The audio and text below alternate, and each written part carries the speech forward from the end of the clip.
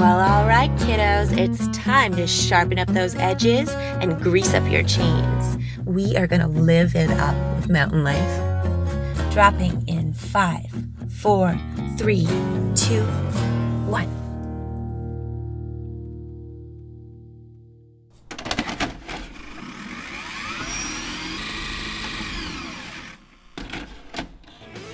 This is the ultimate. Great sex in the morning, and then you wake up and you go skiing. That's the perfect scenario. That's when they melt really well together.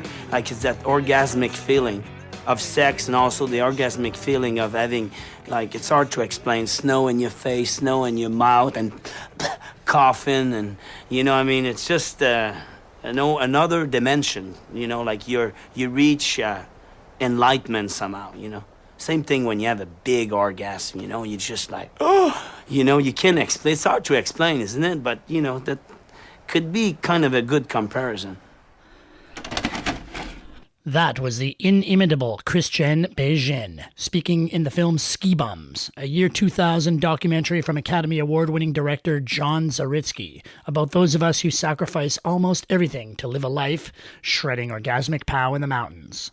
Christian was the subject of that documentary, but he himself is a legendary Canadian ski filmmaker, a Bella Coola heli-ski pioneer, and a true mountain lifer. He's our guest this week, alongside underground director, skier, and shit disturber Travis Tetreault of Heavy Hitting Films notoriety.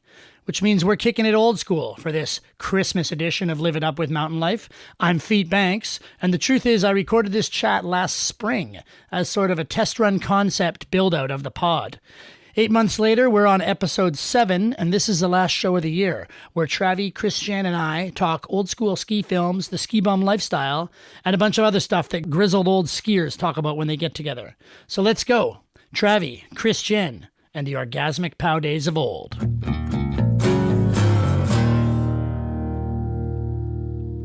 Well, all right, this is it. Today we're talking ski movies, we're talking Givener, and we're talking heavy hitting and the good life.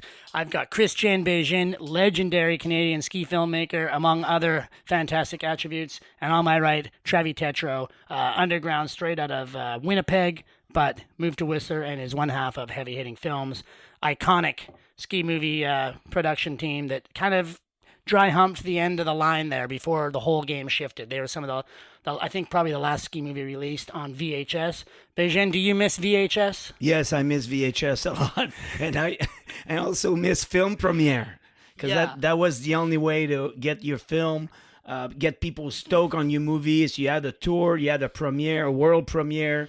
And after that, people talk. It was all about talk.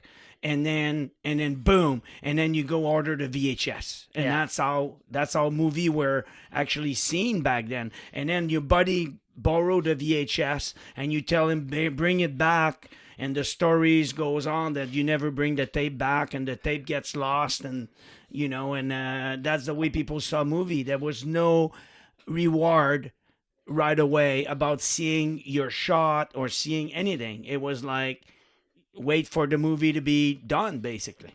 Yeah, Travi, coming from, you know, the edge of the prairies there, what role did ski movies play getting you to make the choice to move out west? Well, yeah, it's funny because in Winnipeg, the ski hill that I grew up on is a riverbank, like 50 vertical feet. You got a rope tow, a pair of gloves that you murder in a day. You build a kicker, you do a fucking daffy, and you're at the bottom of the thing and you reset. But they had Warren Miller tours back in the day, and obviously he's the OG filmmaker for our time, for our generation. But before him, there was others, Dick Barrymore maybe. Yeah. But I just remember, to Christian's point, the energy in those fucking venues for a ski movie night. Even a Winnipeg boy at like 12 years old would get so pumped. And then it was coming to Whistler when I was 14, skiing the glacier in the summertime. And then I knew as soon as high school was done, I'd come out here. So yeah, it was tough. Moved out to Whistler with $375 to my name, and lived in, Bay Shores, did about a 10K hike to base 2 to start the fucking lifts. Like it was a grind back then, but just goes to show, if you have a dream and you follow it and you work hard, you can actually get far in sort of this whole ski world bubble. Yeah, Begin, the first time I ever saw you was at a premiere. It was the Locomotion when it was part of the Banff tour. You had only been in town for a few years, but you come from Quebec. How did you get into the whole, ski filmmaking and skiing like that? Well, first of all, I came from a big ski background. I'm from Mont Saint Anne, Quebec, steepest ski hill in Quebec City, huge moguls. So like any other Quebecer, like I was on a mogul ski team, and we started skiing. We were skiing, and at one point I got injured. I got a camera, and then I started filming my buddies, and also we just saw Blizzard of Oz, and from Greg Stump. On the VHS tape, not at the ski premiere. That was new. That was from the rap. Nobody ever seen anything like this in Quebec. And when I saw that movie, I'm going to be a ski filmmaker, and I'm going to move out west, and I'm going to make ski movies, or I'm going to meet Greg Stump. But also, I agree with Travis, Warren Miller was a huge influence in the premiere, looking at those big mountains and all that, saying, I'm going to go out west, because here, we don't have it here. It's going to happen out west. Yeah. Yeah, I know. I mean, props to Warren Miller, rest in peace. For me and my old man, it was Steep and Deep, right? Steep and Deep. Yeah. Scott Schmidt, in you go. And then we got Schmitty into was Stumpy. And then we got Schmitty into... was so good. Yeah. He was so good. Yeah. But Beijing, you made some powder ski movie in Quebec. Right? Yeah, I did. Yeah, probably the first ever. Like it is actually. Like now, it's still people that works for my brother in Quebec in the ski industry. They go, "Your brother made the first extreme ski film in Quebec," and it was deep snow. Quite dangerous, actually, but there was a story in it. And also, I did a mountain bike film back then, too. It was really my start with an i8 little video camera. Yeah. No, the first one was a big, those big VHS camera? You put a VHS tape in it. Full-size tape. Yeah. Yeah. So, anyway. So what would that have been, like early 90s or something? Actually, late 80s. Late 80s. 87, my first one. Nice. 87, 88, and then in 89, I just went, okay, I'm going out west. I don't know when Blizzard of Oz came out, but that was probably early 90s or something like that. Right. Yeah. That movie was so huge and Yeah. influential. Stumpy just absolutely murdered it with that thing. And that was the same as me in Winnipeg. Like we got Orrin Miller kind of set it up, but it was like kind of corporate-y and for the kids. And I was like, eh. Then I saw Stumpy's movie and I was like, okay, shit. Yeah. And then, of course, for me, it was real action pictures with Yeah. Peyote Peterson, Yeah. John Rap Long, film. James Angrove, Lou Reese. I think those guys, I mean, for me, that was hugely influential for wanting to actually make a ski movie down the road with you, Feet Yeah. Banks. Yeah. And because I was already in Whistler, we had Shrinowski, right? And Yeah. his stuff was... What a wild man. Oh, Holy yeah. fuck. It was the kind of inspiration where you're like, you know what? It doesn't look like he totally knows how to use the equipment, but what he's filming is so gnarly, and you can feel the passion, and that was, it played a role as well. Where, and we used to milk that too when we were filming on mini DV.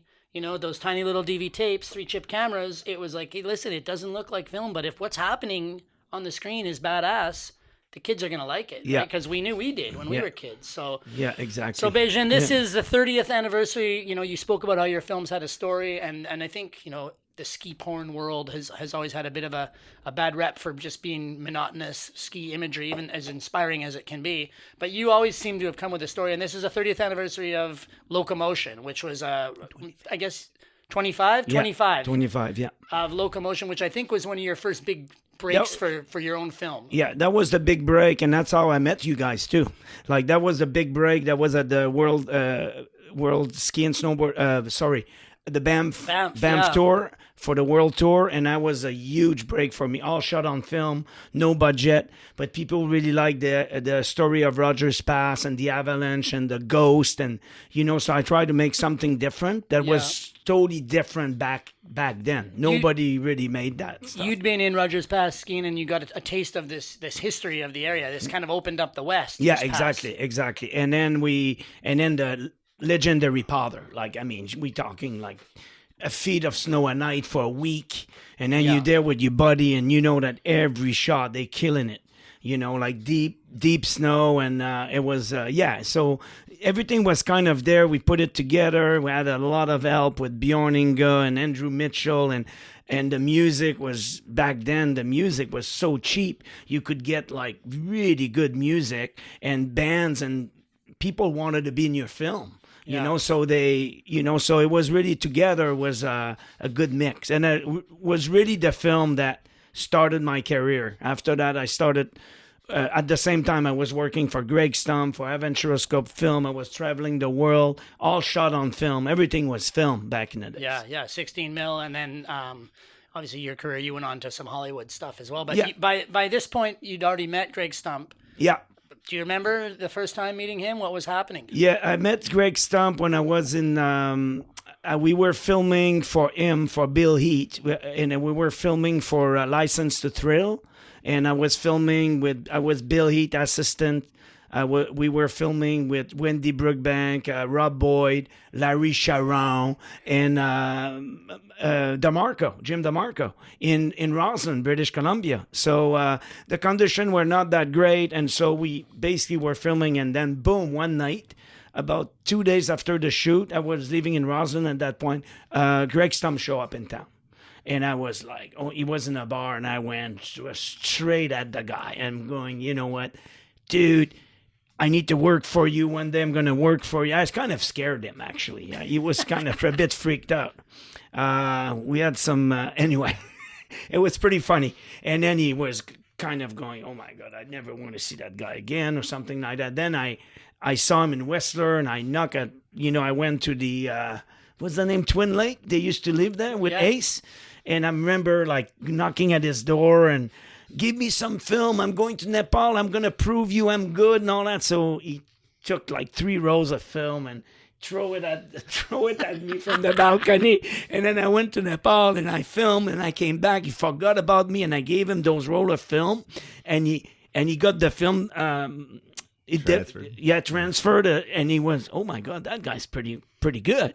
I'm gonna call him again. So that's how it started with Stumpy. Yeah, those were the days, right? You'd shoot something, and then you'd have to get home, save the money to get it transferred, right? Like sometimes you wouldn't see it for 3 months what you shot. Yeah, that happened to me quite a bit. Like 3 months, and you get the film process first, right? And then you had the money. You're right. And if you didn't have the money, then you waited. I had rolls of film in my fridge for, and I'm not a joke, for 2-3 months. You didn't even know what you had in a can because you didn't know if you were in focus. You didn't, we were doing everything. So yeah.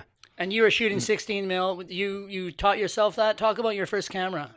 First camera was IA, that VHS, VHS, and then I8 and all that. But my first real camera was Bolex, film Bolex, that was given to me by someone from her grandfather. And then Bill Eat was really my mentor. Bill Eat showed me how to shoot film, showed me how to put film in a camera.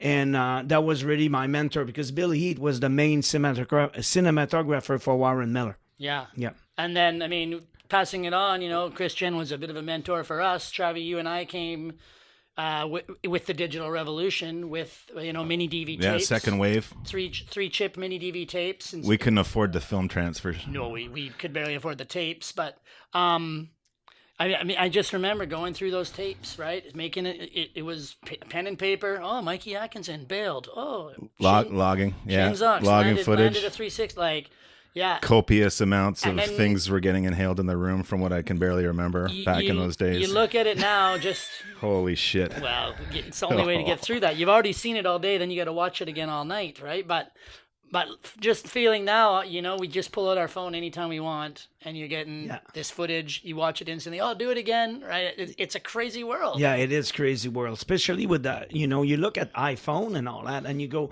right away. And you guys are, you guys came from the generation after film, not after film. Film was still popular, but the 3-chip was the cheap way to do it. But also, I bet you didn't rewind that tape very often, did you, to look at shot? No, you had to be careful. Yeah, exactly. Sure. So you just kept rolling, and then at night you look at your footage, and you're right, you mark but you didn't do like an iPhone and look. No, you're not looking. No.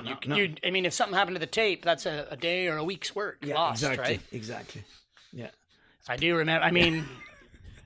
I do remember getting a job, like a paid DOP job for a European gum commercial, and they gave us these Sony PAL orientation instead of, the Europeans. They had extra 10 pixels on their screen, so they wanted to use these PAL Sony cameras. We'd never used one, but because we could do follow cams, me and Robbie Picard, they they hire us. They take us to Golden. They say, "Here's a camera," and I'm on the radio like, "Hey, go to channel 2, Robbie." And he's like, "Hey, Robbie, how do we work this camera? Put it on green square, auto, right?" And you could literally do a job just on factory auto settings, and we got paid. Just shout out to Sport Life Gum, right? But Fuck, Kierkegaard still busts my balls about that. Oh yeah, Love you, Pete. I see Pete all the time. Kierkegaard from the rap days. Too. Yeah. I was just going to mention Andrew Shepard. If you get to hear this, we're glad you're still around. Yeah. Shane Zox, sorry to go off kilter there, but I just thought Pete and Shepard from the old rap days. I love those guys. And Shepard just got almost smoked in an avalanche a couple weeks ago. He is. I actually talked to him today. He is. He just hurt his knee at work, so he's had a bit of a run. Shep, hope you're better soon. Yeah. Hopefully, we see him out here on the coast this spring. But there are two things that we've seen recently with people we know is Andrew Shepard and Shane Zox getting in close calls and almost dying in avalanches. So it's no fucking joke out there right now. Guys that have been in the game that long that know exactly what's doing, and even stuff vets can still happen. Yeah. No. Exactly. We're talking guys that've been doing it for a long time. You got to be so Alaska careful and everywhere, and that's. I mean, I remember being really pissed off. Back when when we would lose friends, and it was Treadway actually, Dan Treadway, who told me like, no, I like that's the game. Like those guys that we've lost, but if they didn't do that, they wouldn't be the guy that or the woman, right? But that's their life. So it's a balance. So it always stings, It keeps that happening, list is really stacking up though. Stings, it's definitely this lifestyle we have in the mountains doesn't come cost free. How many freaking funerals have we been to, and some have been just too many crushers. So same with the surfers, same with everybody, climbers, living on the fun side of the edge, right? Wingsuit video, wingsuit video. The rest in peace section's like 25 minutes long. These guys are fucking out of control. Speaking of sharing videos, Travi, you send me a lot of the ski movie doesn't seem to exist anymore. Maybe I'm just old. Maybe there's kids watching a movie every morning before they hit the hill. But what does happen is you'll send me clips all the time, right, of really gnarly shit. The Chamonix stuff. Yeah. There are still cats making a movie every year. Yeah, I think TGR, Matchstick's still doing that every year. Sherpas did a great job too. I mean, let's talk about those two. Well, they've done more than two now, I guess. But those are some hugely amazing ski videos. It seems like a lot of the filmmakers shift to doing brand videos, right? So a team video, brand video, small, really small for Instagram or YouTube or whatever. But the big I think you're right. The big ski movies, I'm not following it too much anymore. But I don't. Talking to younger guy, our kids, right, aren't running home with a DVD. Not really. What's the average attention span nowadays? I mean, are you fucking kidding me? Like a minute? Yeah. Like Beijing, you were part of it, like when it was huge, like when you guys would have a boat with a helicopter on a boat, and Matchstick would be going up the coast. Yeah. And that's how you guys discovered Bella Coola? Is that? Well, Bella Coola was a bit before that, but it was with Ed Tarodia, with the crew from BC and all that stuff, and that's how we discovered the Bella Coola region. But back then, man, the budget were unbelievable, even for that Ed Tarodia commercial, like a promo film, like it was like unlimited almost, so that's why we went to Bella Coola. And then after that, TGR came, Matchsticks came, Seth Morrison, and we talking boat, helicopter, like everything, like you don't really see that anymore too much. I mean, I think it still exists, but I'm not in that game anymore too much. But drones have changed so much, right? Like we used to work with helicopters and Cineflex units and all that, and like that's almost gone.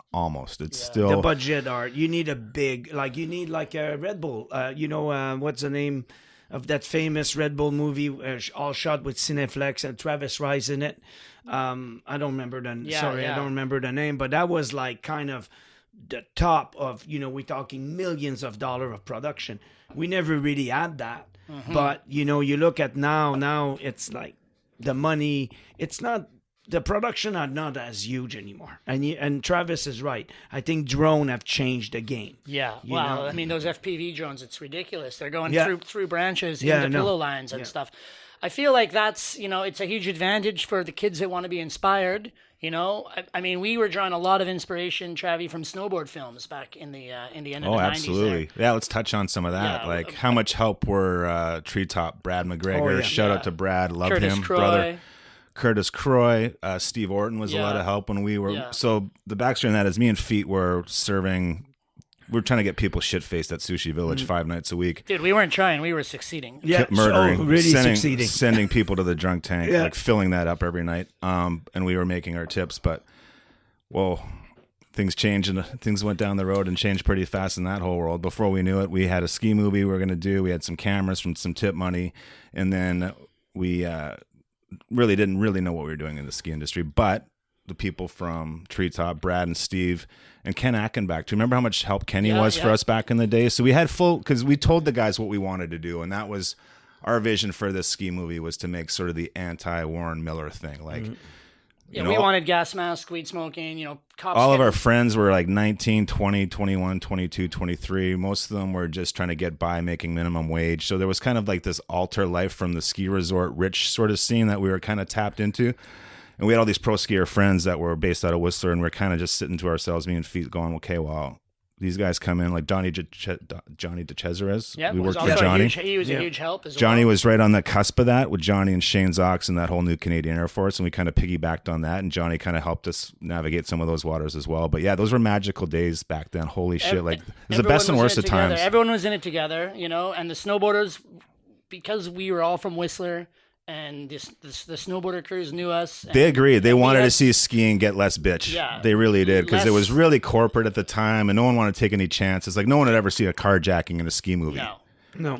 Yeah, no, it was those were magical times, and all those people, and JP, JF, Vinny, everyone was really receptive to what we were doing. Johnny, we were direct competition with DeCesare, and he did nothing but help us and floated us some trades. There's lots of room for people and to then, be back and then. then Christian Beijing showed up with all that Bella Coola footage. Okay, well, we should dig into that just a little bit, because that's a crucial part of what made this movie what it was.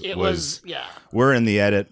Well, first of all, like, rest in peace, Brett Carlson, who died right at the beginning of our filming, which made it so fucking hard to finish that movie and get through it. Like, full-blown PTSD through the viewfinder, filming JD ski like Asian pussy, my first line back filming, like Full Consequence, no fall zone. So getting through that movie was like the hardest thing I've ever done in my life. I guess we should mention that the movie's called Parental Advisory, Heavy Hitting Films. This is the 20th anniversary, so we got 2 anniversaries here on the podcast. But yeah, right, yeah, we took a month off midwinter after Brett passed, didn't do anything. Yeah, didn't know what we were gonna do, because we're like, how the fuck do we finish a ski movie? What if that after happens this? again? You're there's questioning that, and then everything. it's like, did he die for nothing? Like, so we're like, okay, we got to do something. So anyway, we start hammering away for probably 3 months, and we get kind of like, we got a good form for what we're doing, but we're in the edit, and we're like, and then we see Beijing one day. And he says, hey, have you got any follow cams of Evan Raps? I'm making a Rosignol video. I need one follow cam. So I'm like, oh, yeah. We got fucking hours of all that lots shit. of those. That's Evan one and thing we're good at Scogan, is C.R. Johnson, rest in going peace. through the park. Yeah. We were good at that. So we gave Beijing literally like a $10 shot. Yeah. If that, it was a nice follow cam, but it was a 3-chip, nothing special. Then Christian has a couple, like, what are they, 60-minute beta masters that he lays in our hands, and he's like, why don't you guys have a look at this? There might be something there you might like. Of like our own buddies that we wanted to work with. Well, yeah, Johnny Foon, one of the masters of the universe around here. Chris Eby. Chris Winter. Just saw him yesterday in the gondola. Lisa Cortal. Yeah. Rest in peace, Lisa. In what turned out to be like recognized as the world's best heli ski terrain. Right? Beijing lays us fucking like Bella an hour of just the most heady ski film shit. There's Chris Eby doing an 80-footer jib rock that wins like Powder Magazine Air of the Year for heavy hitting films. That was Beijing and Bayat Steiner who fucking killed it, those guys. So they laid those things on us, and we got like halfway through them, and we're like, holy fuck, this is unbelievable. Are you fucking kidding me? We were like, is this a joke? I remember you were in my office in Bayshore. Yeah. And I remember your eyes, and I don't know if Trav was with us, but and you go, what can I use? I said, anything you want. Oh yeah, I was there. We left there high-fiving. We went back to Feet's Hoopty. Feet's old 6'3" and whatever that old fucking Plymouth. That was a Plymouth. thing was badass. And we were like, oh man, okay. Yeah. And then all of a sudden we went from like a movie that probably wouldn't have really done a whole lot to like something that now some of those kids, there's certain kids that call that like. Yeah. Well, and then Holden came in too, right? Jeff Holden was injured that year. And so he went out on his own. And I think this is one of the earliest times that happened, but he went out on his own, got all his own footage from the year before. Yeah. And then he came in and sat with us. And it was, I think, one of the early like athlete driven segments. Oh, that was for sure. I think the athlete. I think a lot of guys, he had the reins on that, and we were cool to give it to him. Oh yeah, Jaffros were pretty hippie, but let Holdy run, right? But yeah, 160-foot airs don't get dropped into your lap every day. I think JP Auclair stepped up right after that and started doing that, and I think a lot of athletes do that now. Yeah. But yeah, definitely Holden came in, and it was like, shave another 2 frames off that. Like we spent a couple of days with Holdy, really. Yeah, he wanted to be seen the way he wanted to be seen. That happened to mountain biking after that. Also, all at the same time. A crank was being made all at the same time too, and that was the start when actually guys were coming in the studio, like Richie Schley and Tippy, and the same thing. Hey, Christian, for those that don't know about Cranked, because I'm not a mountain biker really either, but those are the Crank movie series was you and Bjorn Enga, right? Me and Bjorn, yeah. And from what everyone says, it's absolutely revolutionized the sport. Like we're talking completely, like skiing changed a lot when I went to new school with the park shit and all that. But like from the mountain bike world, you absolutely revolution. You and Bjorn just spread. There's a whole film about it called The Moment. Yeah. And you basically took this moment that was happening in British Columbia and showed the world, right? Yeah. And changed the game. Yeah, we were at the right place at the right time, but also all was done because of skiing and snowboarding. All was done because of that. Because the way that we saw those lines, those steep lines in Kamloops, and the way we shot them from another angle and all that, all came because of skiing and snowboarding. And same with the guy that we're riding. Right. Like Schlee's a skier, Tippy's a snowboarder, and they saw the same thing we saw. And then you had Wade Simmons on top of that in the North Shore, and everything changed. The game just changed because nobody ever seen anything like this. It was mind blowing. It was a bit rebellious. I mean, we got a lot of grief from the Americans and people saying we were destroying the environment, and But the thing is, that's when change happened. So I think what we did to mountain bike was what Stumpy did for Blizzard of Oz. Like kind of change the way that people. Plake and Schmitz jumping cliff and all that. You have that in Warren Miller, but what Stumpy did, and I think what we did, it show a totally different ideas of the sport. Like, open your mind. This is where it's going, and hasn't stopped. Yeah, So we were lucky. I think we were lucky in a way because we were the first, basically, and after that, a lot of people made amazing.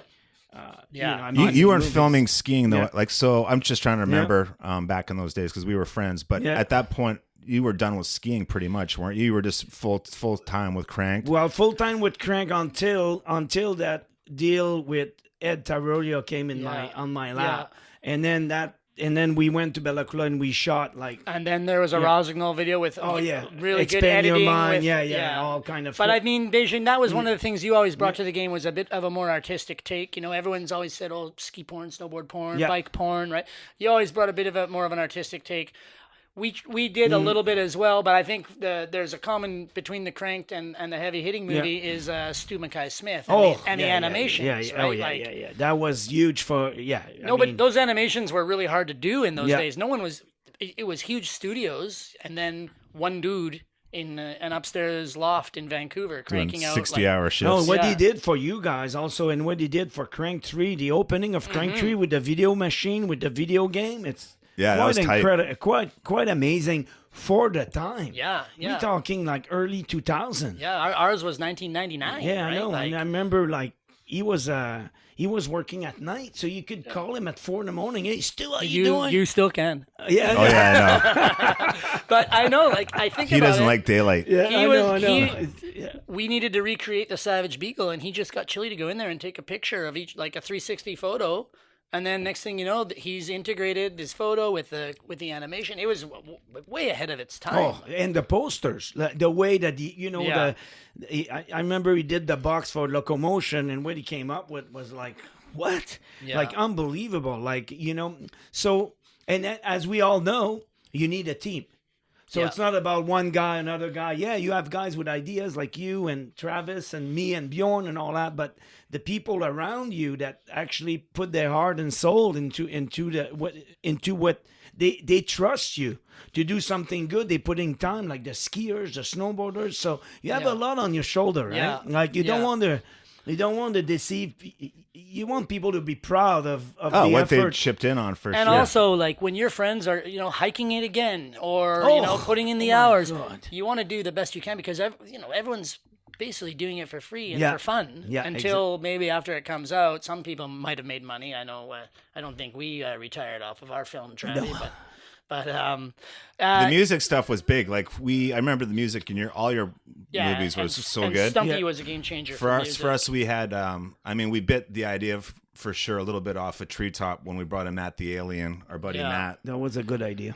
And like Matt cutting, and then a funny backstory on the music. People are like, if they see Parental Advisory now, they'd be like, "Oh, how did you have NWA music on your fucking ski movie? How ganked is that?" And it was like, actually, Fee, why don't you tell the story about how we got free music from Priority Records? It was nice for Matt to cut up. I was 15 years old, working in a coffee shop in Whistler, and right beside that shop is the Durango Boutique, which was the only kind of nice clothing store in Whistler at the time. And so I don't know that much about fashion, but it feels like a lot of the best looking chicks like to have the best looking clothes. And so the Durango girls were all these really foxy chicks, and they would come into the Mad Cafe where I was working every day for tea.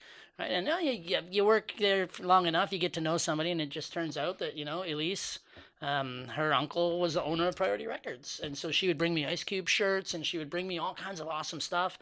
And when it came time to move, Travi, you met her as well and knew her, and we asked Elise, and she talked to her uncle. And Brian Turner. Yeah, he gave the green light. Are you kidding? Well, He said- he said it's not going to be broadcast anywhere. It's If just it's on going theaters, a I don't VHS. give a shit. Go Tell ahead, your friends to right? use whatever Use they whatever want. they want. wow, that's So then we gave Matt Alien and Scotty Arkwell and Wicked Brian Lester. Carson, Brian yeah. Carson also did a lot of the music to our movie. But that's like you said, right? Here's what we got. It's a team, right? Here you go, You're Matt the Alien. Here's NWA. Yeah. Can you scratch the shit out of it to our live skiing action? So I think for on the ski side, it had been done on the snowboard side, but on the ski side, like that was the first on Parental Advisory, which I know a lot of kids Johnny were DeCesare was pumped. doing. He was coming more out of a SoCal surf skate kind of thing. So they had a lot of punk, and they had great stuff, but it wasn't. Gangster rap hadn't hit that big yet, right? So we got lucky there. Again, just begging your friends for whatever you can. Yeah. Collaborating with the team. But speaking Pulling of the resources. team, that's when we actually got to work together, all three of us, on Ski Bums. Yeah. Johnny Thrash. Oh my God, that was so much Backstory here: if you're in Canada, there's this entity called the National Film Board of Canada, which their sole purpose, it's a government-funded agency. They're supposed to help keep Canadian creation, keep Canadian films, keep Canadian culture strong, so we don't get swallowed up by the behemoth to the south. So the National Film Board funds all these Canadian-made movies, and How the hell Johnny Thrash got $500,000 out of the fucking film board is still one of the greatest mysteries to this day. The greatest trick the devil ever played was convincing the world he didn't exist. But John Zaritsky was attached to it. Johnny Thrash is a local legend, a real true ski bum. He again was friends with John Zaritsky, who's an Oscar-winning documentarian, right? Yeah. The Oscar's called Another Missing Kid or something. I think it was. I might have screwed that up, but if not, I'll fix it in the blurb. Yeah. Two great guys. Thrash It's about and Zaritsky missing are children, fucking and beauties. I held Beauties. Johnny's Oscar, and it's fucking heavier Oh than yeah, it yeah. looks. No, it's real. It's And real. somehow those guys are in town making a movie about ski bums. And Beijing, you were cameraman had and so much star. fun. And star in it. Travi both. was, yeah. You were A cam, I was B cam. Yeah. Johnny, I think it was Steiner was you on got it. more, but I Bad. think I was like 500 a day. This is like 20 some years ago. So that's This actually is 2000, winter of 2000. 21 years ago. Johnny's like, "Hey, Travi, can you come shoot B cam on this project I'm doing?" I'm like, "Oh, what's the project?" We just doing a ski bum movie, and he names like all of our friends, and he's like, Beijing's going to be the lead cinematographer on it, and I'm like, I And the love star. Beijing, and he's like, yeah, well, I got 500 a day in the budget for it, done. Yeah. And that winter, we just went to the helipad like 22 or 23 days for that winter, and it was probably the best Johnny Thrash, probably the best gig. Even to this day, and I've been in this film business for 20 years. That was one of the best gigs ever, just because it was with super, super tight Whistler Pemberton homies. We're filming with Beijing. We're filming our friends. Yeah. We're watching Johnny Zaritsky almost ski into the crevasse. Remember that day? When fucking Swede was Which like, Swede? no. And of course, Johnny Zaritsky's basically on skis for one of the first times in his life, deep in the Pemberton backcountry, and he decides to just beeline towards this big shadow gap crevasse, sending the Swede like a little nervous. Yeah. Good times. It was good time. Yeah, and it was a huge success. I mean, the characters of Ski Bums made that movie, and this is the 20th anniversary of that movie too. This winter, it premiered at the Whistler Film Festival. The first. I think he ever wants one. to do another one. He's working that. on it. Yeah, he's working on But it. Beijing, you were one of those ski bums, Trevi. You were one of those ski bums. You lived in a place called the Trap. Tell us about the Trap. Poverty level. Yeah. Like, Did you guys have electricity? yes, we did. We didn't have a toilet for a while, but the girl, that was a hard one. Where do I go pee? Go outside. And it was, it was legendary because, it was really the oldest cabin in Whistler at that point. After one in, I don't remember. Bring it a little closer, Beijing. Okay, so it was the closest cabin at one point, the oldest cabin at one point, the Trap. And after the Dirtbag in... Legendary spot. Yeah, really like old, from the 20s. And we rented that. It got rented by Ski Bum after Ski Bum because it was so cheap. It was unbelievable. No, it was really living in a... Almost like a trapper cabin. Yeah, it was actually. It was a trapper cabin because back in the days, there was the train station was right there. Yeah. So they needed somebody to attend the train station. The train was coming, I think, once a week. And the rest of the time, those guys were trapping beaver. Right. And that's why the name came. And... I lived there. They were trapping beaver for a long time in that place. I mean, if modern science has probably yet to quantify some of the things that are slithering around that place. Legendary. Yeah. There's like 5 or 6 of those kind of cabins in that creekside that were just old, yeah. legendary spots. And it was cool because, the creekside back then was the ghetto. Yeah. And I didn't care. I was having a time of my life and skiing every day and walking to the lift. Meeting my buddy, and that's when we kind of started to know you guys and Brian and Damien Cromwell, all those guys. Treadway were living in the Creekside. So Creekside was kind of very ski bum, really ghetto. Yeah. Lots of drugs, lots of The snowboarders were in there too. Yeah. Creekside Mob. Shout out to those guys. The boys. Yeah. Yeah. So it was, and then we got evicted because the land got sold to build a Nita Lake Lodge. Right. So everybody's kind of gone at that point, and we made it to Squamish, and people went. But it was the souvenir, were, like we're talking real ghetto, like ghetto style for sure. Yeah. Whistler's changed a lot since those days. It has. I mean, you think about all the great spots that go, and I'm sure this happens in every ski town, but the Dusty's is gone, the Boot is gone. Do you think that the communities should be doing something more to preserve? It's not like it's historical like what's in a main, like in Victoria or Vancouver, but these are important places. There's a fine line. There's certain things I think are definitely worth maintaining, I mean, but at the same time, like, we are evolving and changing, It's like the argument here in Squampton. I think the older folks that have been here for 20, 30 years are just can't handle the change. And I get it. Yeah. I totally get it. But then again, it's like you still like the 4 different sushi restaurants you have in town and the 2 microbrewers. And there's a lot of things that come with that growth. Plus, you got people that bought a house for $150,000 here in town 20 years ago that are multimillionaires. So it's like things change. It's not always great. There's winners and losers in that change, I suppose. But you just got to dig deeper in adventure. And that's what Christian went to Bella Coola, and him and Beat and Pete the Swede basically pioneered. And they went deeper and deeper and found Kier and Kier. And that's what I think you just have to do. Just move on, whether it's like the Braylorn stuff will evolve down the road or people will just get way further and further. And is that a good or a bad thing? But I think the real ski bum, like when we say ski bum, the lifestyle and being on an unemployment for a winter, that's fading away. That is because it's too expensive. Yeah, I like think we so, were too. paying $150 a month each. Yeah. For the trap. Like I Yeah. mean, and you guys had a cheap rent too, Yeah. and everybody it was cheap. Now like they leave 20 in the house, they need to have 3 jobs, and I mean, and I think that's, that might be one of the reasons we're not seeing, 3 weed smokers from Whistler getting together and making their own feature ski movie. Yeah. Or, I always think about our buddy Chili Tom, right? Who he was an artist, but Yeah. it took him 4 or 5 years of having a canvas in his bedroom in Whistler's and painting and if he had to have 2 jobs, or some of the kids now have 3 jobs, where's the time to paint? Where's the time to work on these things that are your passions, right? You just really only have time to ski and party. And the Chili sort of, sacrificed a lot Yeah. to get that art career going, so it's kind of like, I think modern kids, millennials, whatever you want to call it, they want instant gratification.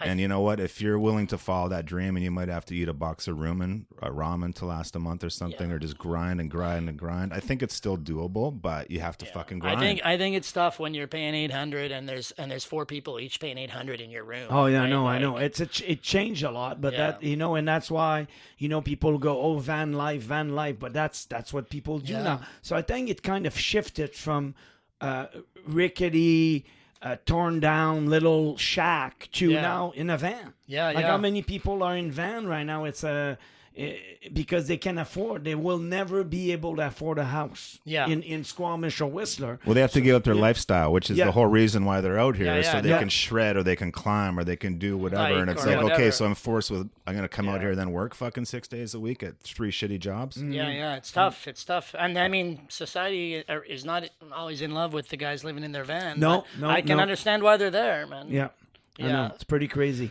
Yeah. Now, you're a father, it's your daughter's birthday tomorrow. Yeah. You're on these mountains that drew you out here from Quebec, and now you're sharing those with your kids.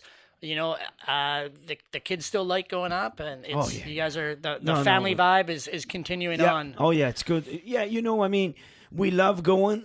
They love going skiing. We still, the vibes is there. It's part of their DNA now. But they love going. They love the mountains. Don't take me wrong. But when I take them sledding and we ski our own line, and Yeah. we don't have to worry with the lift and all that. If I give them a choice, that's all they will be doing. Right. But I can't really do that. Like, bring Yeah. 2 kids, 1 sled. It's Yeah. really hard. But they love the fact that they understand now there's further you go, less people there is. Yeah. And more lines, more, they understand now that the mountain gets skied out. 3 years ago, 4 years ago, maybe not, but now they go, oh, it's all shredded. But they still have a good time. They do gap, they do jump, they do cliff, they do all Yeah. kind of things. But they know that the mountain gets skied. Yeah. And the It's lines. good they figured it out at that age. Yeah, They're and not trying to it's figure the it out. lines that gets to them. I think it's really. I don't know if it's the same with Ank. They just go. Yeah, no. The lines Dude, is. we skied two low mountain runs in the rain today Yeah. because he'd rather ski in the rain than stand in the rain, right? Well, at Garbanzo, rain into Garbanzo today, so might as well do side hits on Crabapple, as he calls it, Crabapple. Yeah, exactly. No, but it's true. Right? They don't like lines. No. And I never liked lines, but I never had to deal with lines when I was little. Yeah. It's you could take a kid to Disneyland and they still won't like the lines. No, right? exactly. Well, you could just take a page out of the Cromwell book and just have your kids skip school. Yeah. 4 Yeah, days Oh a week and yeah, ski a I do week. that too. We do that also. So we'll just go up to Whitecap for Love the it, week, Damien. right? Yeah, No, Damien's definitely got the priorities right there.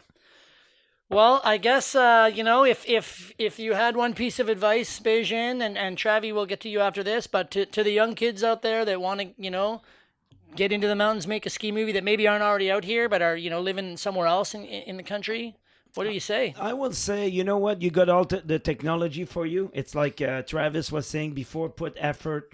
Put your time. Use your iPhone. Like, I mean, don't even go buy a camera. You don't need one. You don't need one for posting online. You don't need one for anything. Just go on iMovie, learn how to edit a little bit, put your own track, and just film your friends. Like, just don't go. I don't think it's important at that point to go crazy, but practice with your buddy. Learn how to learn how to cut image together. I think that's the way to do it. Yeah. And then maybe one day get a real camera, but really, really at the end of the day, to tell a kid that he's gonna make it ski movie or snowboard movie. I mean, yeah, you can be a filmmaker, but it's not. You don't make it's different now. Yeah. So I will say, practice with your iPhone. Have a good time. Do it for your friend. Do it for yourself. That you remember the good day, and then you'll practice to put stuff together. But I don't want to say don't follow your dream, but don't make it so you think you're gonna make a big film out of it. Just go slow, go small, go short. Shorter the better. Yeah. That's what I think. And have fun.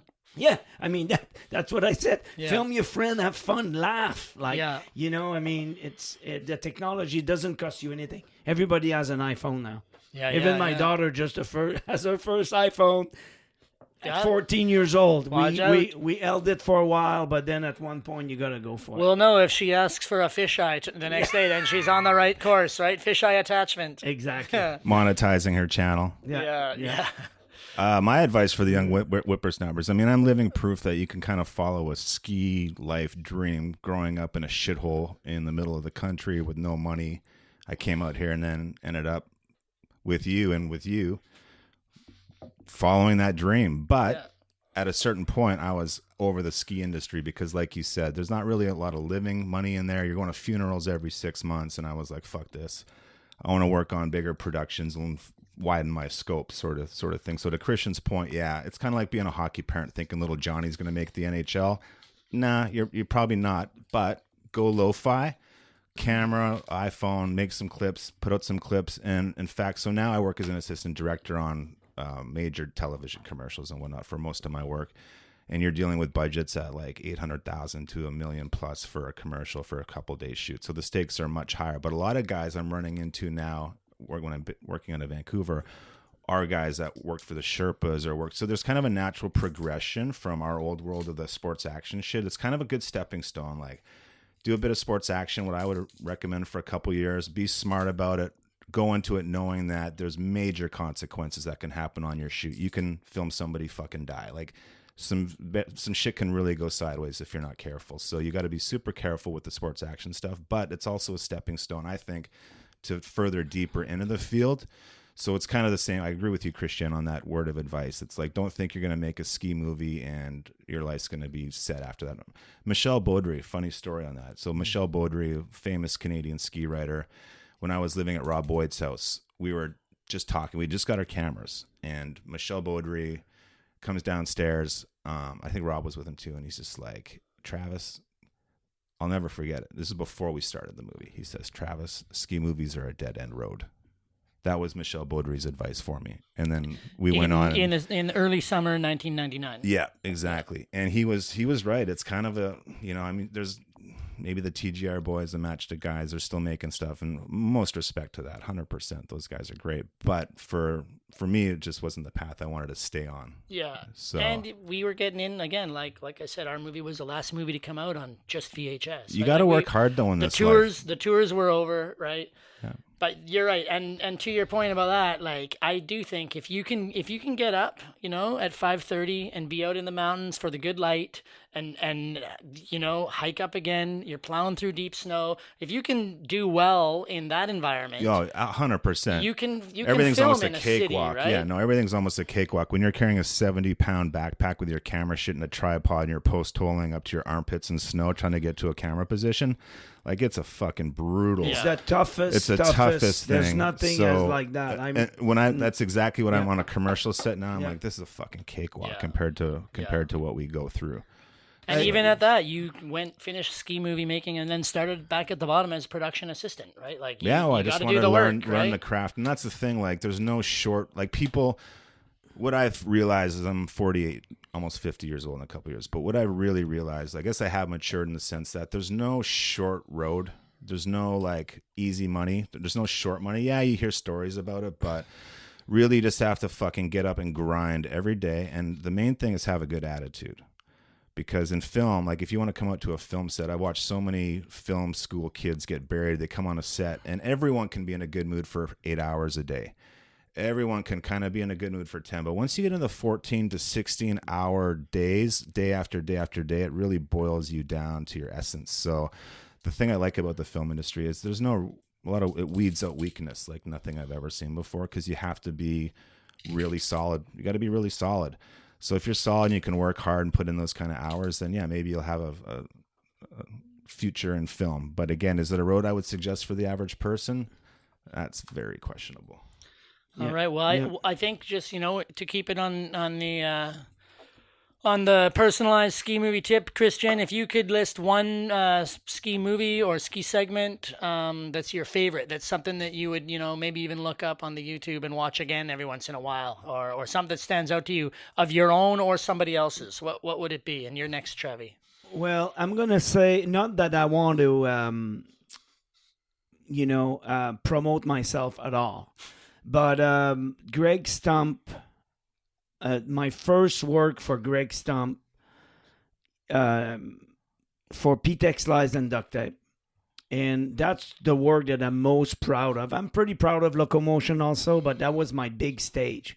And it ended up to be one of the biggest segments of the film. Yeah. I filmed that 90-year-old guy being so passionate about skiing, and I end up talking to him in a bar in Roslyn, famous rafter bar.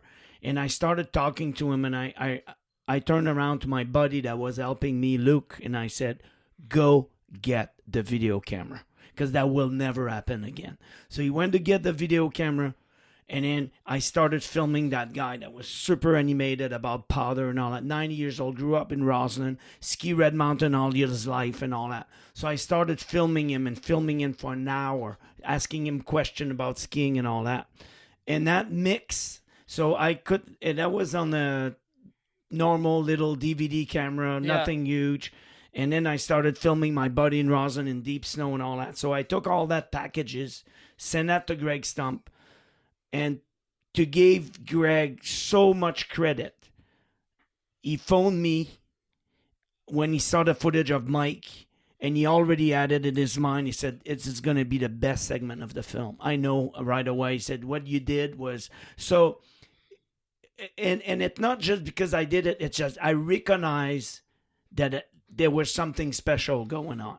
And I think if a word of advice is when you recognize there's something special going on, just go and get it, because it might not happen again. As a filmmaker, if you want to be a filmmaker, if you see something happening with your iPhone or something's going on, you gotta...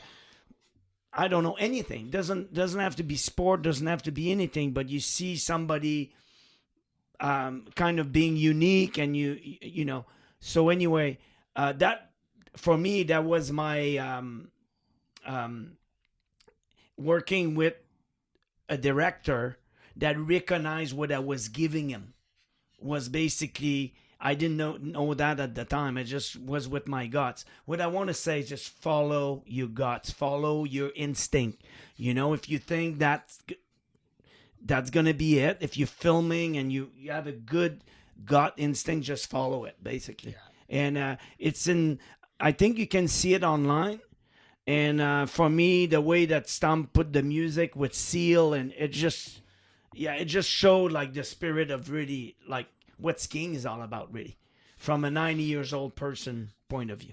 For sure, you can still buy Stumpy's movies online too. Travi, how about you? What's a segment that I got a bunch, but what's amazing about your story is you were the kind of touching back to what I was saying earlier. Is you were the kid knocking on his door, Stumpy, one day I'm going to do something for you. So for you to go from that to then hitting your pinnacle, say, of success in that ski movie industry is an amazing story.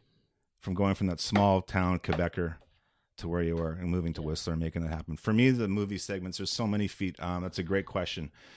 So going back to, I'd say, Winnipeg teenager boy, I'm watching real action pictures. I'm watching Peyote and Peterson ski Tantalus. That was like, that seared into my mind. Like, holy shit, I love these two. They were my heroes. Stumpy's Blizzard of Oz, Shootout at Squaw Valley. That segment was just so incredible. License to Thrill, all the stuff they shot around Blackcomb, was incredible. Shane McConkey skiing in Alaska on water skis was so cutting edge at the time. Like that to me is just, there's just these kind of benchmark moments in skiing that I've witnessed over the last 30 years where you're like, fuck. Like New Canadian Air Force, when we were filming those boys on the glaciers in the summer, like right when that whole scene was actually starting, me and you were filming the J.P. Eau Claire, J.F. Cousin, Vinnie Dorians, like all those fucking Candide Thovex at 15 years old was out there. Like, so some of those moments, there's those quintessential moments that have happened in this sport that have just blown minds, whether it's Stumpy doing his thing, where it's Shane McConkey on the big lines in Alaska, whether it's the French Canadian Air Force, Mike Douglas, all those boys killing it and really changing skiing. Sherpa Cinema, JP Eau Claire street skiing segment. That's what I was going to say. Yeah. That street skiing segment is just, the way they put it together, everything, the planning, amazing the work, execution, boys. Sherpas, the vision. Amazing. Yeah. So I don't have one. I can't just say one favorite ski movie moment. But there's even stuff in our own, that Parental Advisory, and a lot of them were in Christian's, like the magic from Bella Coola, some of Christian's footage cut to our music, like so powerful, very powerful moments in there as well. So there's lots of good shit out there. And again, I mean, I've been away from the scene for so long now. I still keep an eye on them, watching what those fucking psychos in Chamonix are doing. But as far as like the newest ski movie stuff, the drone footage is getting crazy. It's getting so good and so technical, and the stakes are so high. And again, I just want, hopefully people learn that there is life after skiing, especially if you're a skier or snowboarder. Some of the chances these guys are taking are, they're riding the line really tight. And it's like, why don't you just ski something just a little bit more mellow, but fucking throw some crazy tricks or something. Yeah. I mean, I know there is good stuff coming. I know Leo Horn's working on some movies with Kai, with Callum Pettit. Those guys have got the drones and pillow Great lines. to see Kai and Logan. Isn't it great to see Kai no, Peterson and Logan Piota amazing. pick up from their dads? That's one thing when I was thinking about today, getting together with you guys. I wanted to mention how like influential Piota and Peterson were to me, and then to see their boys pick up the mantle and just fucking kill it. That Numinous movie, had both those kids, and like there's big lines in that Numinous movie. Like, shout out to Take Robin, to those guys. I hope those guys grow old. I really do. I hope those guys grow old. Yeah, it's amazing though. I know those guys from babies. Babies almost and all that, and also Eric Crosland. That the first time that Eric Evan Old, the Bolex camera, was with me in La Grave actually, and now to see what the Sherpa Cinema did, and I'm with Travis too. Like there's so many ski segments in my mind that I cannot name them all that I like, that I change my perception of what could be done. Yeah. But to see those kids, that I knew from the ghetto, the Creekside, or whatever, Pemberton, to do what they do now, and also working with, all I can, or Into the Mind, All I Can. Into the Mind was like, really. I look back at what those guys like. The Bella Coola segment was so sick. The Bella Coola segment. That's one of my favorite ski movie segments like, of all not time. because it's Bella Coola, but because I know what was on the line. Like that face is scary, like to anybody, and to see the speed and the level. And now there's gonna be the next level. There's a film on YouTube called La Liste. And if you have a chance to see it, Jeremy Hines, it's ridiculous. Yeah, like it's just skiing some 50-degree face, 50-degree face at like 100 kilometer an so hour fast GS stuff turns. that Sylvain Saudan and Patrick Valençon did in the days where you had to jump. And I know the skis have changed, but now those guys are and I agree with Travis, like, how far do you push it? There's so many heavy consequences. Those guys are really riding it's great to watch, but like Jeremy Hines, man, there's life after skiing. And what, you look at what Eric Payota and Trevor Peterson did back in the days, I think people were thinking the same way we think now. Because it was so progressive. Johnny Foon. Yeah. Like, come on. Like Dave Gawley, the stuff they did in Tantalus, and now every 10 years or 5 years now, it's almost every year now, there's an evolution and that's the beauty with YouTube now. Like you can see a 5 minutes of something like almost surreal. It's like surfing. How can you surf at 100 and what? Like It's a crazy world out there, and people are pushing the envelope much further than we would ever have imagined. Well, they're skiing with wings, like speed flying with wings in Well, Chamonix, skiing some safe. crazy face that's cliffed out 3,000 feet, and they're ripping off it, and then they got their wing. Like it's just next level. It's amazing to watch. Yeah, I know, it's pretty incredible. Yeah. And also thanks, a lot of stuff people don't realize, as I said before, and I don't know if you guys will agree with me. It's not film with a camera; it's film with a phone. Yeah. I mean, come on, like the best stuff is because it's so instant. It's I'm not talking the big production, obviously, but a lot of stuff that people do, they go, just take your iPhone and film me. I'll do that, and you go, wow, it's pretty unique. Helmet cams everywhere now too, so they're grabbing some amazing things. Yeah. Well, pretty soon it'll be, into the goggles or just into your eye, right? Just pull your earlobe and you're rolling, boys. So I can't want to wait. be able to watch my dreams one day. Yeah. I don't know. The committee. That'd be so good. David. What Fellas, about Mountain Life Magazine Well, being such a great sponsor for it's this amazing, evening amazing. and what they've done for this valley between just you Feet Banks. Kudos to you, my friend. It's about telling stories, and it's about good Keeping the storytellers. culture alive in the and, valley, man. Good job. We got to do it, and I'm grateful to do it with a couple friends like you and a couple of key voices in the history of ski filmmaking in the area, and just getting real serious. It's awesome.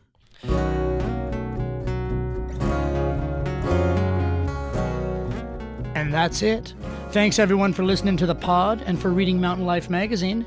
Stay safe, have fun, happy Krampus everyone, or Christmas, or solstice, or whatever it is you celebrate this time of year. We'll be back in 2022 talking to my favorite skier right now, Tatum Monod, about her new flick Passage, among other things. Until then, keep your edges sharp and your mittens dry. We started this episode off with a quote from Christian Begin in the National Film Board documentary Ski Bums, so we might as well go out that way as well. Here's Christian laying it down and living it up. If I ever find a bottle on the side of the ocean and there's a genie in it and I rub it, and if you ask me, you have 3 wishes in life, what do you want? I want to do one run in the deepest snow and the lightest snow ever, where I'm the one that's going to decide when I stop because my body cannot take it anymore. So that would be one of my first wish. Maybe my first wish, actually. It won't be $1 million, that's for sure.